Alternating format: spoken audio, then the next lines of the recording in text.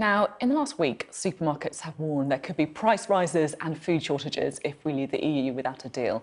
But what's the reality? Let's try and find out. Joining us now from her farm, just outside Salisbury, is the president of the National Farmers Union, Minette Batters. Thank you very much for being with us. Now, I'm keen to talk to you, first of all, about the impact of no deal, because it does feel like it's a very real possibility. One member of the Cabinet described it to me as about 50-50.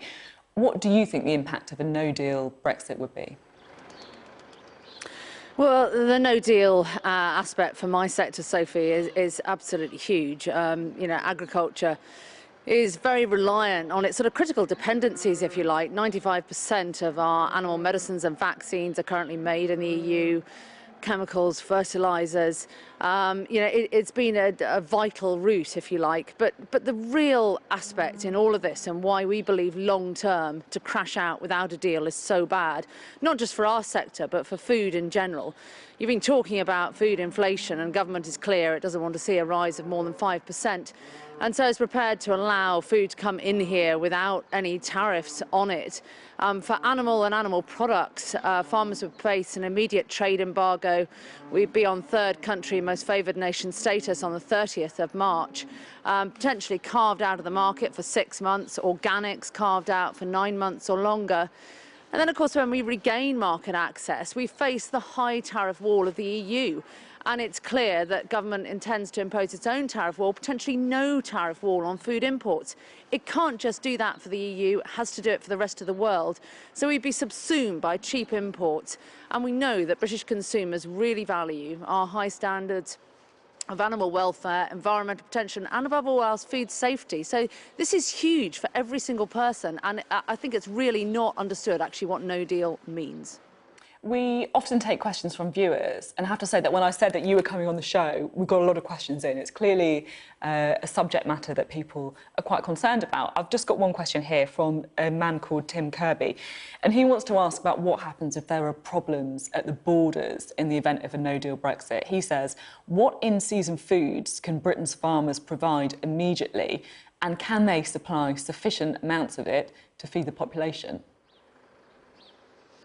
Well, at certain times of year, yes, absolutely we can. And certainly post-Brexit, indeed, now, we could have been producing much more of our fruit and veg at home. But of course, we've been very reliant on people choosing to come here, seasonal workers coming here. We've been the preferred destination for people to come and pick fruit and veg. That is all now put massively in jeopardy.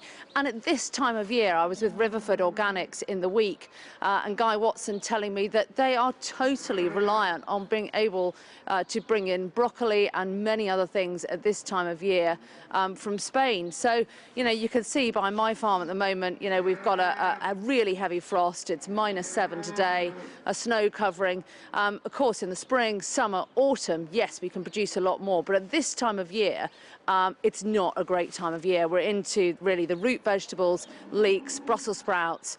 People have got used to a wide variety, really having anything they want at any time of year.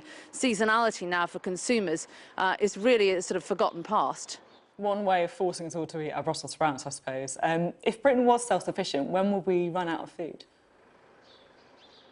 Well, look, we produce approximately 60% of the food that we consume here in the UK. We have a brilliant climate for growing food. We are, the second largest producer of sheep meat in the world, second to New Zealand. So, we are self-sufficient in areas, particularly liquid milk, the dairy industry. You can't import liquid milk, of course. But I think food has been taken for granted for far, far too long. And if you look at the role of farm assurance, so the little red tractor logo that shows with the Union Jack that it's been produced and reared in the UK, and many other assurance schemes like the Leaf Mark, RSPCA, organic certified. What I said about this tariff situation and bringing cheap imports in, this is the key question, because it would undermine British production.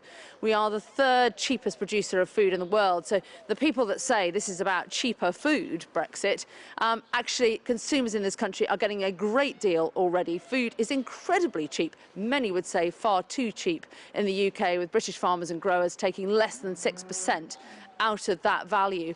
So I really hope that food can rise up the political agenda. It's absolutely savage for us, a no deal. I cannot imagine how bad it would look, because we'd see a long-term future of just bringing cheap imports in. And whenever I raise this with Liam Fox or Michael Gove or the Prime Minister, you know, there are no plans at the moment. We've said, you know, we want this put in writing on our high standards of welfare and environmental protection. They haven't put it in writing yet, and we continue to ask, and it's a question that absolutely must be answered before we leave on the 29th of March. That's interesting. So what have those people said? What's the Prime Minister said to you? What's Liam Fox said to you in those meetings? Or what haven't they said?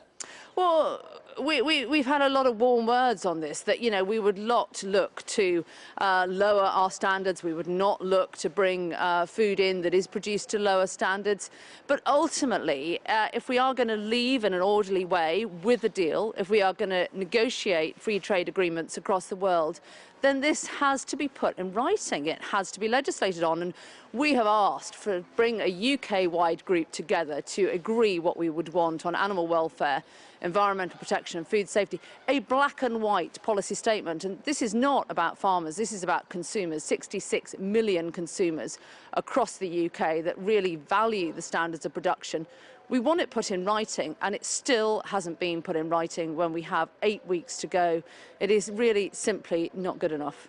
You paint quite a concerning picture, saying that no deal will be savage for the industry. But at the same time, a lot of farmers voted to leave the EU, many of them because they don't much like the common agricultural policy, many of them because they feel that the current subsidies regime is unfair.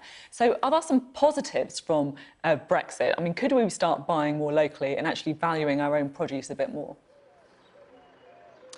I think, if nothing else at this moment, government understands agriculture and the food system far better than it did. I mean, that is a concern in itself. And yes, if we leave in an orderly manner, if we are prepared to have agriculture as part of those free trade agreements and not sacrificed. I mean, just to put it into context, the CETA deal, which is the Canadian trade deal with the European Union, that took over 10 years to achieve, and in the end it was brought to a standstill by 3 Belgian dairy farmers.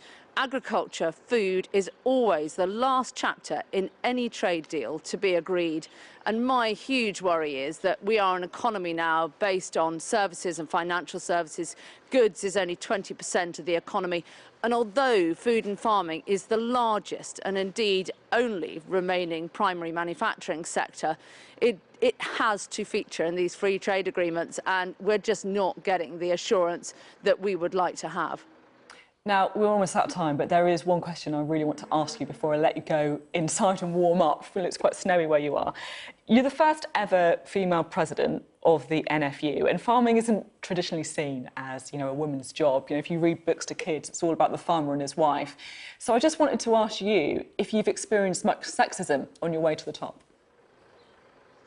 No, not at all. I mean, it's a bizarre concept, really, because I think of all industries, women have always been involved, very much partnership businesses. Here in the UK, we're all about family farming businesses. So it's generally a family running that business, women at the backbone of those businesses. And I guess success for me will be when being a woman isn't newsworthy. Very good. A very good answer. Hopefully at one point I won't have to be asking these questions. Thank you very much for coming on the show today. It's appreciated. Thanks so much.